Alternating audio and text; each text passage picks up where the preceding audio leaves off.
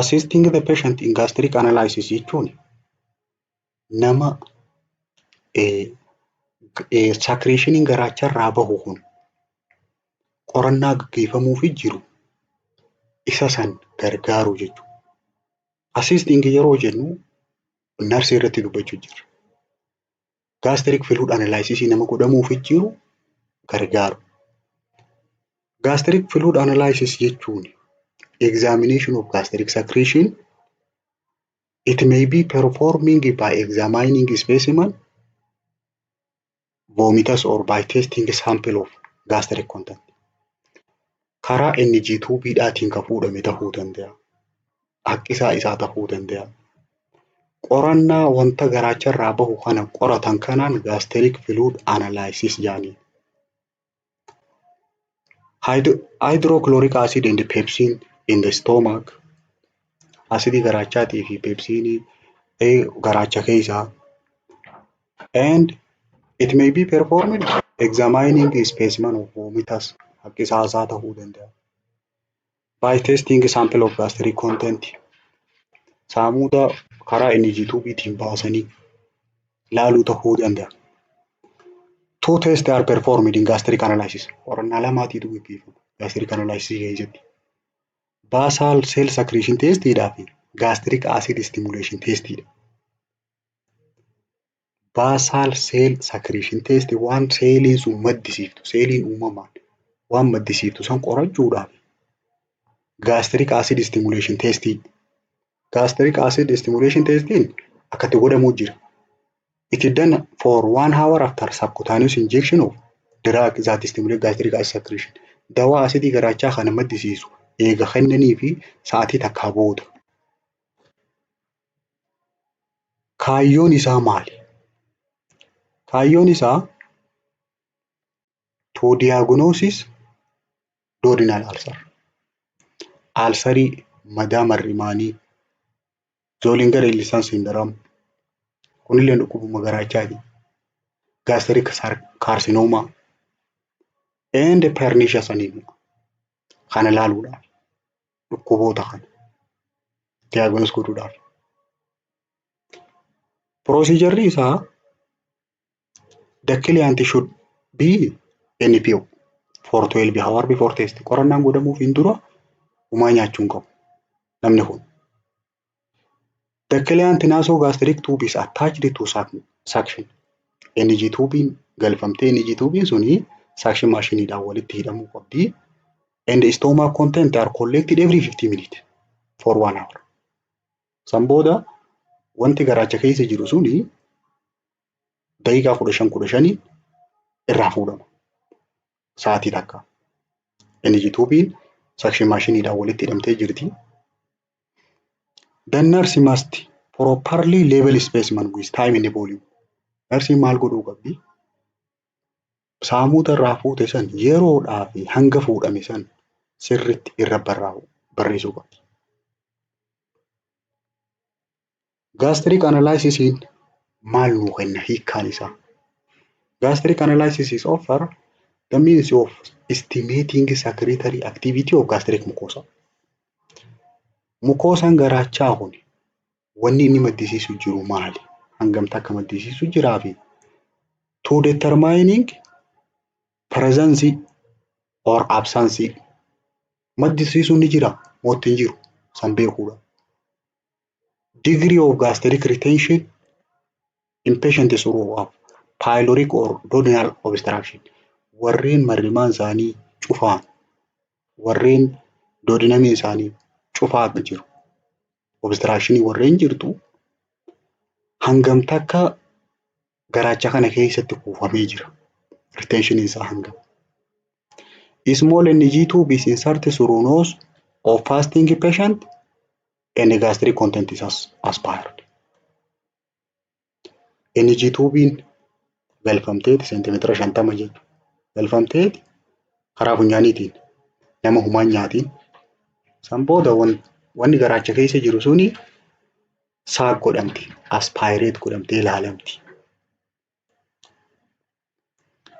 Eega waan garaachaa dubbanneefuu gastrointestinal intubation ilaaluun dirqama.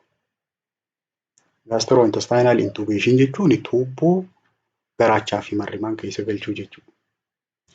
It is insertion of short or long flexible rubber or plastic. Tuubboon tun gabaabduus ta'uu dandeessi, dheertuus ta'uu dandeessi. Wanni isiin irraa tolfamte raabariidhaas ta'uu dandeessi, pilaastikaas ta'uu dandeessi. Into stomach or intestine by the way of mouth or nose. Karaa afaaniitiin takka karaa funyaaniitiin galchuu kanaatu gastrointestinal intubation jedhama. Tuubboo karaa funyaaniitiin takka ammoo karaa afaaniitiin galchanii marrimaan keessa takka ammoo garaacha keessa geessanii achi keessa takka wahiin baasuuf takka ammoo wahiin kennuudha. Kaayyoon isaa kaayyoo gurguddaa 5 qaba. Inni jalqabaa to decompress stomach and remove gas in the fluid. Garaacha kana keessa waan jira dhangala'aadhaa fi qilleensa irraa baasuudhaaf decompress godhuudhaaf xiqqeessuudhaaf. To diagnose gastrointestinal motility sochii isaa laaluudhaaf. Kaayyoon lammaffaa. Kaayyoon sadaffaadhaa to administer medication and feeding. Dawaa kennuu akkasumas takka nyaachisuudhaaf. Kaayyoon afuraffaadhaa to treat obstruction or bleeding site. Nama cufaa qabu jalaan nama obstruction hin jiru hudhaan jirtu isa san banuudhaaf. Yeroo gubbaa kanaan irraa saaqoodhaan ni banamti. Bleeding site faa bakka dhiigu jirtu faa wal'aanuudhaaf. To obtain gastric content for analysis. Qorannaadhaaf saamuda garaachaa fudhachuudha. Nasogastric tube haa laallu. NG tube jechuudha. Nasogastric tube it is short tube introduced through nose or mouth into stomach. Nasogastric wanni jennu funyaaniin galfamteeti garaacha dhayti. Afaanillee galfamtee garaacha tadhaytu. Commonly used short tube is include tuubbooleen fayyadamnu. Laabin tube jaaniin ishii jalqaba. Laabin tuubiin single lumanii qabdi. Uraa takka qofa qabdi. It is made of plastic or rubber with opening near its tip. Plastic irraa tolfamti. Uraan isii fiinxarra naannawa fiinxaatiin uraa qabdi. The tube is used in adult to remove fluid and gas from upper GI. Tuubboon tun faayidaan isii namoota ga'eessa irratti dhangala'aadhaa fi gaazii keessaa baasuudha. To obtain specimen of gastric secretion. Saamuda garaachaa ittiin fudhachuudhaa fi to administer medication or to feeding nyaachisuudhaaf dawaa kennuudhaaf. Gaabeejii jechuun garaacha keessatti kallattumaan dawaa kennuuf itti gargaarama. Circular marking at a specific point on the tube serve as guide for insertion. Marsaan geengoodhaa qabdi, qalama qabdi, milikkata sarara geengoo fakkaatu qabdi tuubboo kanarra. Faayidaan sarara sanii pooyintii tuubboon suni ittiin galfamtu. Hanga isiin sun itti galfamtu mid pooyintii jechuudha. The marking is made on the tube to indicate midpoint. Bakka isiin itti dhaabbattu jiddu gala isii eessa akka taate. The tube is advanced causally of eeggannaadhaani hanga marking sun hanga mallattoon sun funyaan namtichaa tuuxutti oofamti keessa gatu. Faayidaan markii sanii bakka isiitti dhaabdu. It indicates that the tube is in stomach. Yeroo markii san geesse tuubboon suni garaacha keessa seentees agarsiifti. Gosti lammaffaadhaa nutriflex tube jaaniin. Nutriflexiin it is nasogastric feeding tube. Tuubbuma funyaaniin galfamtu taatee seentimeetira 76 hanga dheeratti. Has mercury weighted tip qabdi. Fiinxarraa ulfaatina qabdi. To facilitate insertion. Yeroo galchitu gar harkeetti ulfaatina qabdi. Inni biraa saanjistakaniidhaa jira. Saanjistakaniin Blackmore jaaniin.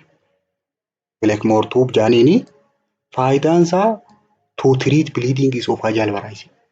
Nama esophagus liqimsitu kana keessatti dhiigu jiru itti wallaanuudha. lumenii qabdi isiin tun. The two bars three lumina with two balloon. Baaloonii abbaa lama qabdi, inflate taatu. Uraa qabdi. Waan lumanis used to inflate gastric balloon. Uraan takka akkuma kaateetaraati. Baalooniin takka ujummoo tana bal'isuudhaaf. The other is used to inflate esophageal balloon. Takka immoo esophageasii tana bal'isuudhaaf. Third lumeniin used for gastric lavage. Garaacha kana keessa waasaa godhuudhaaf. To monitor bleeding. Dhiiga kana laaluudhaaf, hordofuuf, to'achuudhaaf. Naasoo'interic tuubiidhaa jira. Naasoo'interic tuubiin hanga garaa marrimaanii taseentu jechuudha. Intestaayinii tageessu. Naasoo'interic tuubiis it is long tuubiidha. Tuubboo dheertuu introduced through nose and passed through esophagus. Funyaaniin seentee funyaaniin galchaniiti esophagasiidhaa fi garaacha keessa dabarsanii hanga marrimaaniitti oofan. Faayidaan isaa maali? It is used to aspirate intestinal content. Waan marrimaan keessa jiru san fuudhuudhaaf keessa. To prevent gas and liquid from distending coil of intestine. Garaachas marrimaan san keessa gaaziidhaa fi dhangala'aa keessa guutee marama takka immoo dachaa marrimaanii kana akka inni hin guddanne dhorkuudha. Waan keessa jiru. This process is called decompression jedhani adeemsi kun. Boqoqa san takka immoo waan keessa guute san keessaa ala baasuun marrimaan keessa decompression kan jennuun isa kana. Common types of feeding tuubiidhaa jira. Gosoota tuubboodhaan nama nyaachisudha. Types of tuubii yoo ilaalle tokko naasoogastric tuubiidha. NG tuubii jechuudha. Funyaaniin garaacha geessan. Indication isaa for short term use dha, yeroo gabaabduudhaa fi wanni dhufu rakkoon dhufuu dandeessu. Aspiration pneumonia is the major complication. Amma NG tuubiin irra jirtu pneumoniyaan sababa dhangala'aan karaa qilleensaa gad seenuudhaan nama qabu santu heddumminaan itti dhufa. Aspiration pneumoniaan the major complication for NG tuubii. Inni biraa gastrotomii tuubiidha. Gastrotomii jechuun garaacha kana uranii garaacha kana kennuufi jechuudha. For long term use dha kun yeroo dheertuudhaaf. Nama esophagasiin tulfaan rakkoo qabdu nyaanni keessa gad dabruu didee garaacha kana uranii kennaniifi asii. Risk of infection qaba. Maaliif infekshinii achiin gad seenuu danda'a? Qaama uraa waan ta'eef. Tube feeding are administered by. Akkaataan tuubboodhaan itti nama nyaachisan karaa sadii jira. Bolus feeding, continuous feeding fi cyclic feeding jedhaniiti. Bolus feeding bakkuma takkatti waa wayyaa kennaniif. Typically every 4 hours. Sa'aatii 4 hanga inni fudhachuu qabu san kennaniif. Continuous feeding infused rate godhanii hangatti yaa'u akkatti yaa'u godhanii osoo addaan hin dhaabbanne. Amma waa xiqqoo continuous godhanii itti kennan. Cyclic feeding ammoo infusion is stopped for a specific time. Amma continuous fi cyclic garaagarummaan isaa inni continuousdhaan deemaa jiru kun wanni kennaa jirru kun sa'aatii hanga barbaadame saniif yoo itti deemte continuousdha. Garuu addaan dhaabbachaa amma asitti deebisaa yoo hagoonu taate cyclic jedhanii yeroo hanga murtaa'eef addaan dhaabnee itti deebifna. Complication isaa maali? Complication of enteral therapy. Rakkooleen isa kanaan wal qabattee dhufuu dandeessu tokko diyaariyaa. Dhangala'aan wanni kennaniif sun dhangala'aan itti heddummaatee diyaariyaan dhufa. Inni biraan nausea and vomiting lolloonchisuudhaa fi haqqisiisuun dhufuu danda'a. Cramping garaa ciniinsuu laaleessuu danda'a. Inni biraa dumping syndromeedha. Dumping syndromiin mallattoolee nyaanni osoo hin bullaa'in dafii ala bahuu jijjiiraan kun. Inni biraa constipationidha. sagaraan itti goggoguu fa'aa dandeessi. Aspiration pneumoniaan dhufuu danda'a. Inni jituu bifaan wal qabatee. Tube obstruction and displacement rakkoon isaa biraa tokko kana. Tuubboon sun cufamuu dandeessi keessatti. Displace ta'uu dandeessi bakka gadhiisuu dandeessi. Keessaa fa'aa bahuu dandeessi. Hyperglycemia.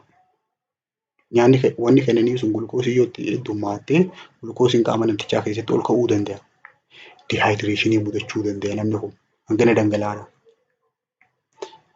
Inni biraa gaastirootoomii fidiingiidha. Gaastirootoomii yeroo jennu toomii jechuun uranii baasuu jechuudha. It is surgical procedure performed to create opening into stomach. Garaacha kana uranii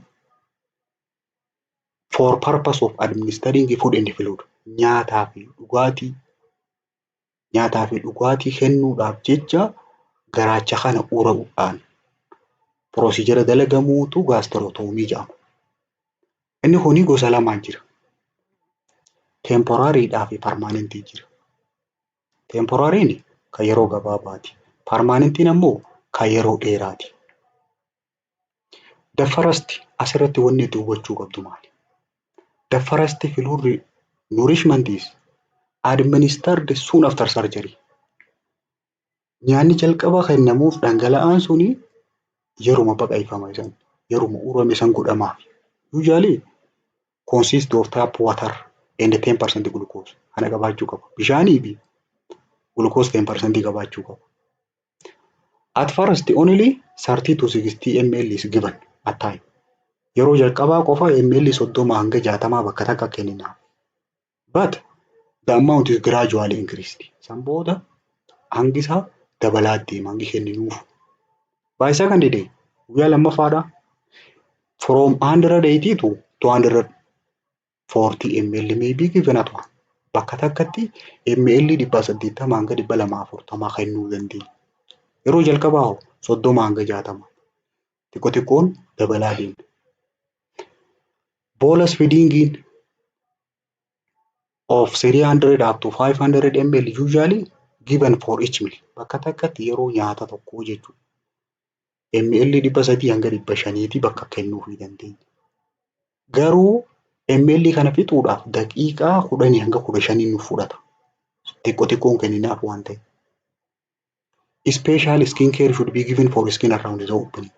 Bakka banaan jirtu sanii naannawa san caring godhamuufii qaba. Gogaa naannawa san jiru. Tajaajilli gogaadhaaf. The rate of flow is regulated hanga itti yaa'uu san akkamitti akka inni humnaan ittiin horiine suuta akka itti yaa'u akkami goona by raising or lowering receptacle to no higher than 45 centimeter above. To no higher than 45 above abdominal. 45 oliis kutuun qabu 45 gadiis kutuun qabu. Yoo gabbuufne iyyaa'u. Yoo garmalee ol kaafnes waan itti horiiwuuf centimeter 45 qabuufi qaba. Keeping the head of bed elevated for at least half hour. Eega nyaatee booda daqiiqaa 30 mataan siree sanii ol qabamuu qaba. To facilitate digestion and decrease risk of aspiration. Faayidaan mataa siree kana ol kaafnuuf maali? Yoo jedhamne faayidaa lamaaf. Tokko akka bullaa'u. Lama akka hin fe'amneef riskii aspirationidhaa san hir'isuudha. Eenyuuf tube feeding kun indication isaa maali? Indication of tube feeding tokko patient who cannot swallow. Tokkoffaan kan nama liqimsuu hin dandeenye. Garuu GIT isaa fayyaa qaba. Patient who has esophageal obstruction secondary to edema from head and neck surgery or trauma. Nama esophagasiin isaatuun cufamte sababa dhiita. Mataan miidhamee takka ammoo mormi kun miidhamee sababa sanirraa esophagasiin isaa sababa dhiitaatiin cufamte saniif kennama. Inni biraa unconsciousnessidha. Namoota of hin beekne. Inni biraa artificial feedingidha. Artificial feeding nyaata namtolchee jechuudha. Feeding given it to stomach by tube. Isuma tuubboodhaan garaacha keessatti kenninuuf kanaatu artificial jedhama. Occasionally in small intestine keessatti illee kennuu dandeenya. Tuubboodhaan funyaan keessaan dabarsinee abdominal wall'dha kenninu. Isa keessaa inni jalqabaa nasogastric feedingidha. Funyaaniin garaachatti keessatti nyaata kennuudha. Purpose isaa it is used most of the time for unconscious patient. For those who have laryngeal operation or oral operation. Namoota of hin beekne takka immoo warreen larynx isaanii dibbee sagalee kana baqaysan takka warreen ooraa afaan kana baqaysaniif godhama kaayyoonsa. Nasogastric feeding energy tuubiidhaan nama nyaachisuudhaaf meeshaan si barbaachisu trooliin kan meeshaarra guurutu sun si barbaachisa. Fooding glass nyaata gilaasii keessatti burcuqqoo keessatti measuring bowl of warm water bishaan bu'aawaa kasafarame tuubboon jiraachuu qaba. Energy tuubiin takka immoo esophageal tuubii rail tuubii kajaaniin kun tuubboon sun narrow fanaliin jiraachuu qaba. Buuftuun takka immoo sirinjiin gurguddoon jiraachuu qaba. Tubing and glass connector yoo fanalii fayyadamte waan isa walitti connect gootu connector jiraachuu qaba. Swab and goes in receiver waan irraa qulqulleessituun goozii receiver irratti fidachuu qabda. Wooden applicator dressed with cotton wool funyaan kana keessatti qulqulleessuudhaaf cotton applicatorin jiraachuu qaba. Waan funyaan kana keessatti qulqulleessitu. If wooden applicator is not available, use dissecting forceps. Forceps waadam qabaniin san fayyadamtee funyaan kana keessa qulqulleessitu. Hojirra martee. Sodium bicarbonate solution takka immoo clean water gaalipootii keessa fidachuu qabda. Maal ittiin goota? To clean nostril. Bishaan funyaan kana ittiin qulqulleessuudha. Clean cold water kidney dish. Kidney dish keessatti bishaan qabbanaawaa qulqulluu fidetta. To lubricate tube.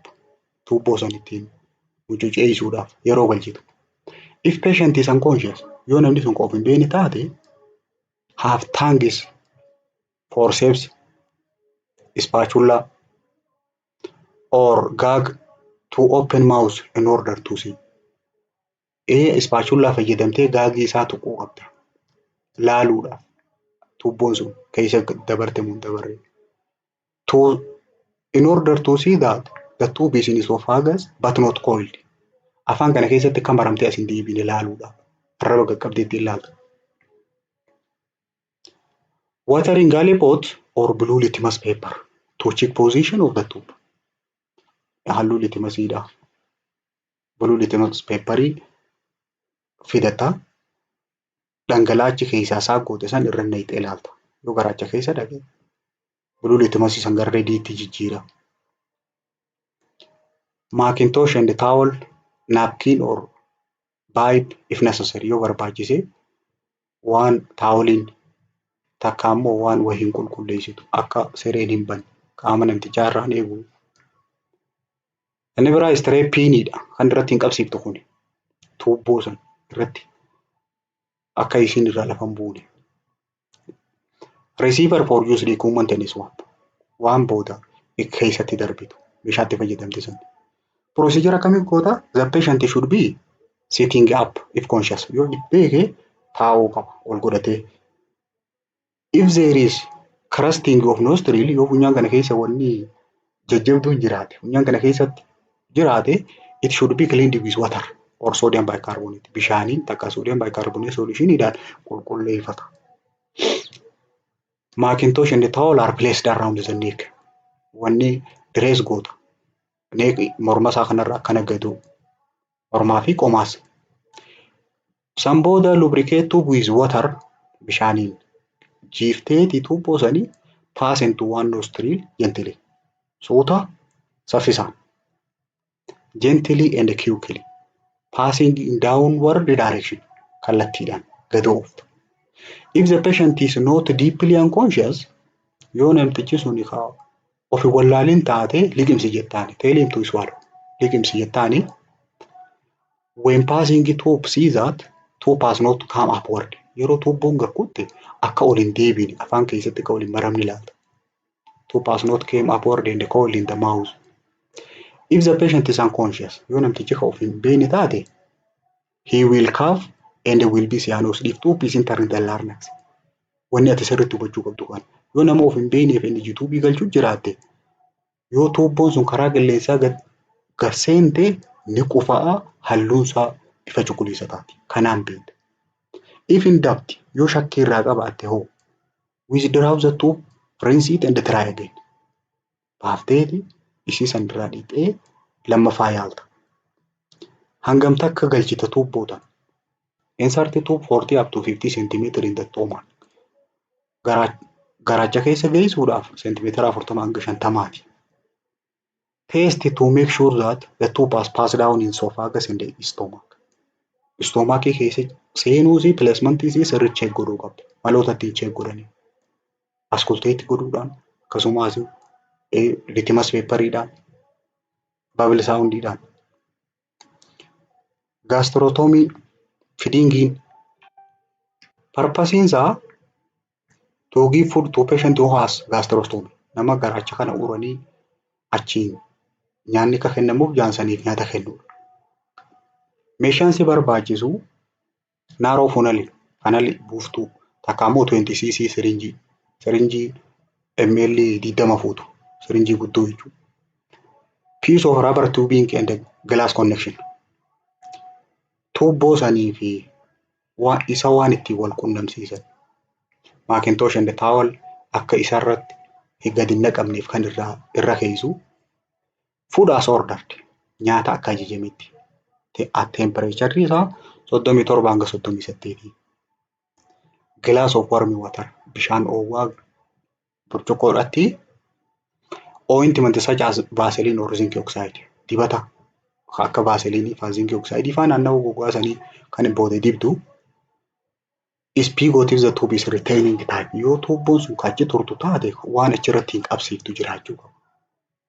Procedure akkamitti dalayda? Explain procedure to the patient. Jalqaba waan kanaan si godhuu deema jettee isatti himteeti prepare food as ordered.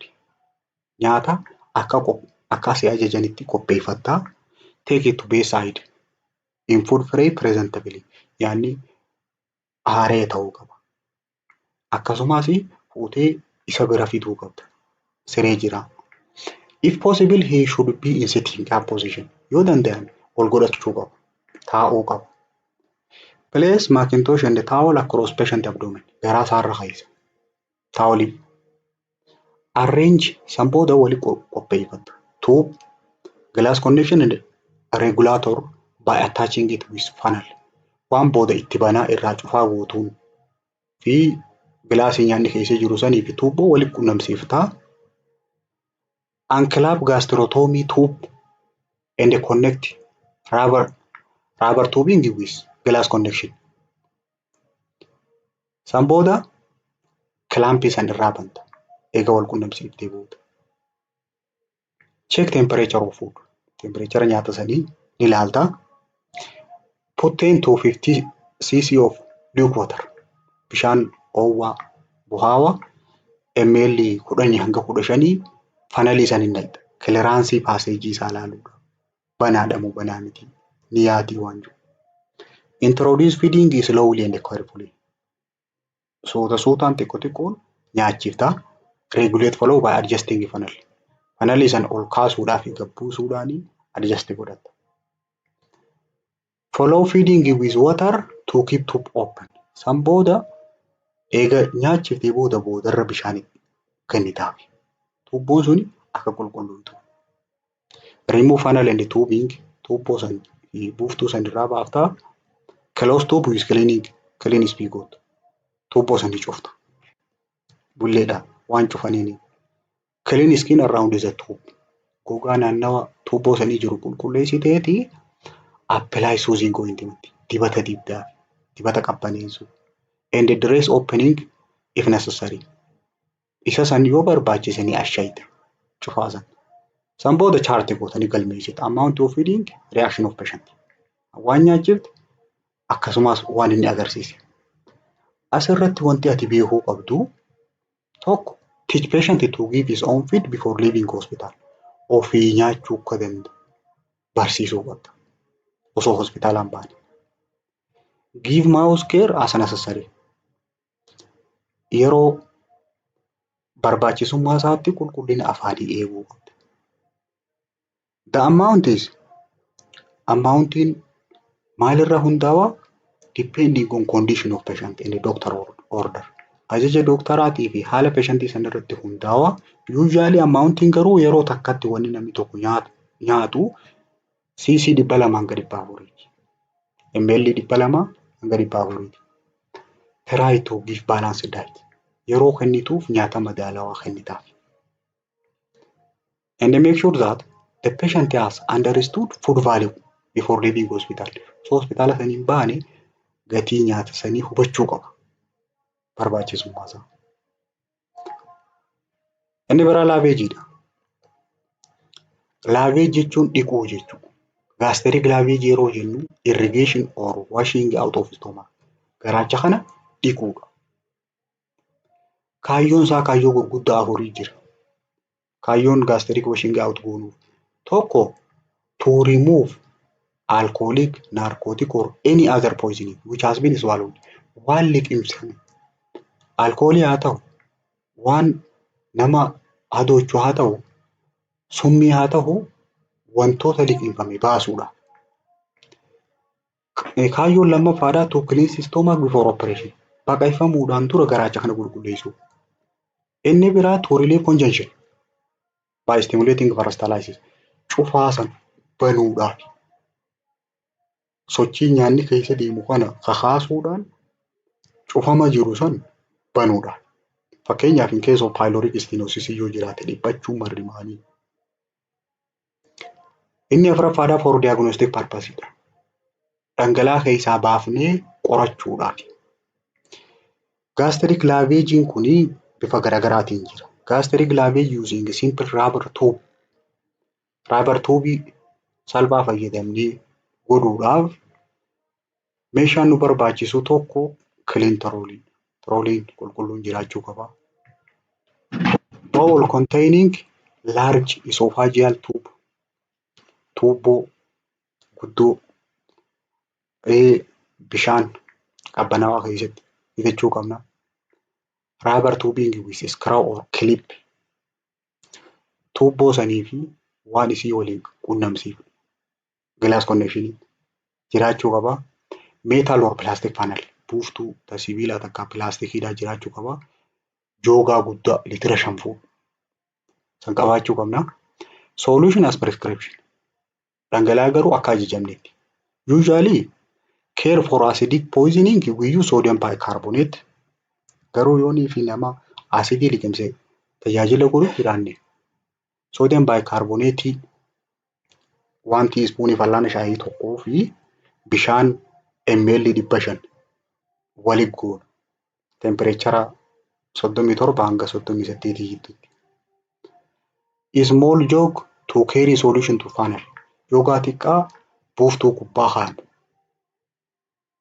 Lubricantii liquid paraffin ta'uu danda'a. Waan tuubboo san ittiin huccuceessinu. Bowl for gauze swab. Bakka egooziin keessa kaa'an. Diaper takka immoo protective material morma namticharra kaa'an. To put around the patient neck. Fail to receive return fluid. Dhangala'aa deebi'u waan itti naqamummaas.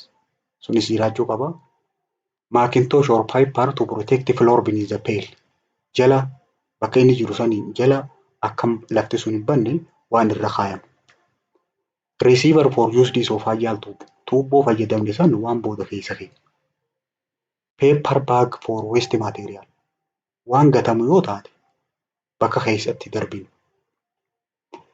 Tray for mouth wash after lavage. Waan booda afaan kanattiin qulqulleessinu eega dhiqnee booda. Receiver for patient danger. Yoo waafa afaan irraa qabaate kan keessa keenyu. If any and should be labeled with patient name. Yoo jiraate maqaa isaatiin wajjin barraa'ee kaa'amuu qaba. Receiver containing mouse gag, tongue depressor and tongue forceps if patient is unconscious. Waan tongue depressor fa'aa keessa keenyu, forceps fa'aa keessa keenyu. Yoonii fi namtichi of hin beekne taate. Macintosh to protect bellinyan. Amsoolaan sirriidhaa kan banne jalaaf. Litmus paaperiin jiraachuu qaba, specimen bottaliin jiraachuu qaba. Yoonii fi laboratory testiin barbaachisa. Inni biraa measuring joogiidha. Waan ittiin safaru bishaan sana. Procedure kana godhuudhaaf jalqaba explain procedure to patient. Itti himneeti artificial danger yoo qabaate akka irraa baasu gaafan. Protect patient with cape or towel waa irraa afu. Protect bellinaan by spreading Macintosh on accessible side of bed. Bakka silaa dhangala'aan irra faca'uu danda'u irra afna. Under the pail to protect floor. Floorii sanillee akka hin banne jalallee afuu qabna. Lafa. Elevate head of bed if patient is conscious. Yoo inni kan beeku taate mataan siree ol ka'a. And the condition is permit. Yoonii fi haalli isaa kan wayyamu taate. Yoo unconscious ta'e immoo prone position ta'uu qaba. With the head is over the edge of bed. Prone position jechuun garaadhaan ciisuu qaba jechuudha. Mataa siree irraa achi baafatee. Head is lower than the body jechuudha. Measure the tube from the tip of nose. Yeroo safaru tuubboo tana fiinxa funyaanii irraa kaafneeti. To the earlobe geessinee qaccee gurraa. San booda from the bridge of nose to the end of sternum. Hanga sternamitti of. Seentimeetira 32 hanga 36. Funyaanirraa hanga gurraatti san booda hanga sternamitti. Gently pass tube over the tongue slightly one side of middle. Soota hanga farnaxiitti gad oofna. If patient is unconscious, gag reflexiin fayyadamna. Mouse gagging. Yoommoo kan beeku taate ask the patient to swallow. Yeroonii fi galchaa jirru sanii liqimsi jennaan. And allow breathing between swallowing. Yeroonii fi liqimsu san jidduutti hafuura akka baafatullee ni hayyamnaafi. If air bubble, cough or cyanosis is noticed. Yeroo galchaa jirtu san yoonii fi qufai. Yoonii fi namtichi halluun jijjiiramne. Yoonii fi tuubboon sun qilleensa baaftee withdraw and procedure commence again. Tuubboo karaa qilleensaa waan seente baafteeti lammaffaatti deebi'e. After insert eega galchitee booda fiinxa tokko place in the basin of water to check if the tube is in the air passage. Tuubboon suni karaa qilleensaa keessa seente moo jettee ilaaluudhaaf fiinxa tokko bishaan keessa. San booda fill small pint measure bishaan qicatteeti funnelii san gubbaarran irra naqxa. Until the funnel is empty, then invert over the pail. San booda keessaa gaddachaa. Yeroo gaddachaafamu kana yoo specimenii fuudhuun barbaachisa yeroo san. Amma sarinjiin keessaan arginu ufumaan dachaa funnelii san qaqqabnaan. If required in the continuous process until return fluid become clear. Hangi dhangala'aan deebi'u sun hanga qulqulluu ta'utti itti fufneeti and the prescribed solution has been used. Solution ajajamne san fayyadamna. Remove tube gently and give mouthwash. San booda tuubboo san keessaa baafneeti afaan qulqulleessinee fi measure amount of fluid returned. Hanga deebi'e san safarree galmeessina. Report any abnormality.